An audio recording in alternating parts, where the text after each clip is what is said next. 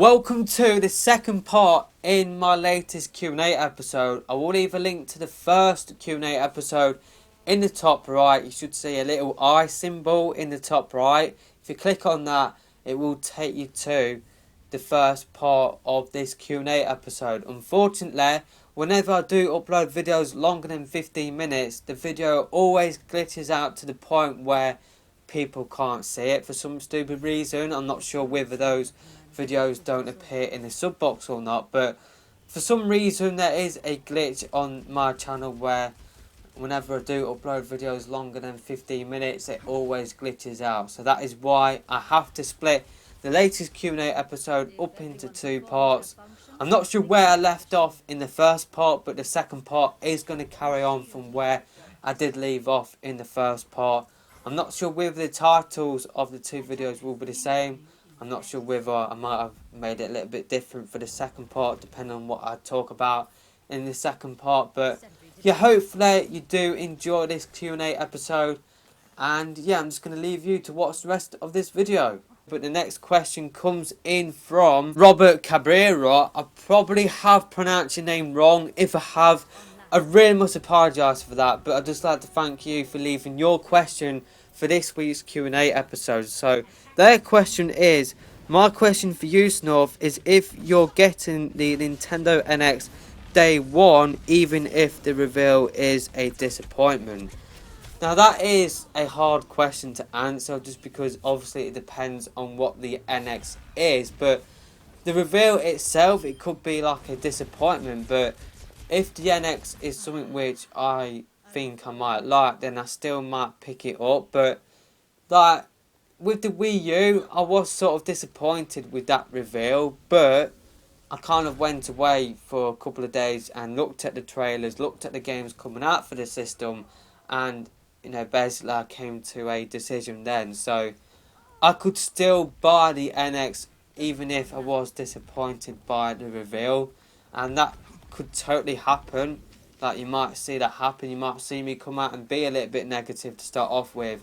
Like, you might see me be a little bit conservative on my thoughts, like, straight after the event, just because it is a lot of information to digest all in one go. So yeah, you might see me get a little bit bamboozled with the amount of information out there. So you might see me say, I'm not sure whether I will be picking up an NX day one. But what you might see me do is you might see me go off and look at the trailers over a few days and come out with different thoughts. So yeah, I could still buy the NX even if the reveal is a disappointment. But so like if the NX is online only, then no, I'm not going to be picking that up, just because I'm just not a fan of that at all. So that is where I wouldn't pick up the NX. But yeah, I guess it depends on what it is, and yeah, it depends on what the reveal is. I might be fully on board with it, but yeah, like I said, the reveal itself could be a disappointment, but I might go off and I might come to a decision where I might pick up the NX day one. So yeah, hopefully that answers your question. So the last question of this Q&A comes in from Lucas Arnold. Snorf, my question is, do you think the NX system will work with the Nintendo accounts, and for that matter with similar eShop and Miiverse connectivities? Also have a similar home menu. Well, I think the home menu for the NX will change from the Wii U.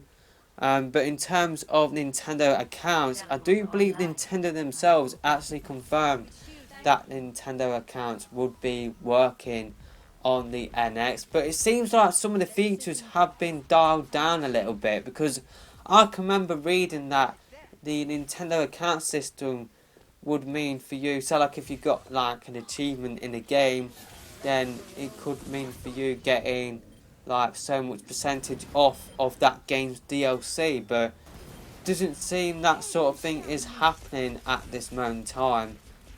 So it does seem like the whole benefits of Nintendo accounts have been dialed down. I can actually remember talking about that sort of stuff in a video where I think I talked about why I think the NX Online should be free. So you can find that video in the series playlist. I will actually leave a link to it in the top right and round about now, so you will actually hear me talking about some of those features. But yeah, it does seem like Nintendo accounts isn't as good as what it was like first proposed, pretty much. So yeah, I think it has been confirmed that the NX will get like Nintendo accounts like features like that sort of account system will be working on the NX, and I definitely expect eShop and I think Miiverse will get like an upgrade, so I think you will be able to possibly upload videos onto Miiverse. But I guess the problem with that is people might upload spoilers, so that will be quite a hard time moderating it. But maybe Nintendo might go a step further, and maybe they might allow you to live stream onto Miiverse. So I definitely think Miiverse and the eShop will be returning onto the NX. I think Nintendo won't do away with those two features. I can see them expanding on those features as well. So maybe instead of the virtual console, like maybe you will have it just being the eShop where you can buy old games and new games. That's kind of where the eShop is going anyway. But maybe we will see N64, like more N64 titles on there. Maybe we could possibly be seeing GameCube games on there as well, and maybe we could be seeing more features to do with the eShop. I don't know, maybe they could have like more promotions or something like that. But definitely see the eShop like having some sort of improvements. And I can definitely see the same thing happening with Miiverse as well. So that concludes this Q&A episode. It has gone on for quite a while. I thought it would do, and just because I do like to expand on my answers. I don't like to just give like a one-word answer. So yeah, definitely have enjoyed this Q&A episode. Hopefully you have as well. Don't forget to leave me your questions for next week's Q&A in the comment section below. There will definitely be a Q&A episode next week unless the NX does get revealed. But yeah, I might try and sneak in. If the NX reveal is next week, then I might try and sneak in a Q&A episode before then. But yeah, leave me your questions in the comment section below. Don't forget to hit that thumbs up button on your way out, and don't forget to hit that subscribe button as well. But for the moment, that is it for this video, and I'll see you next time. Goodbye.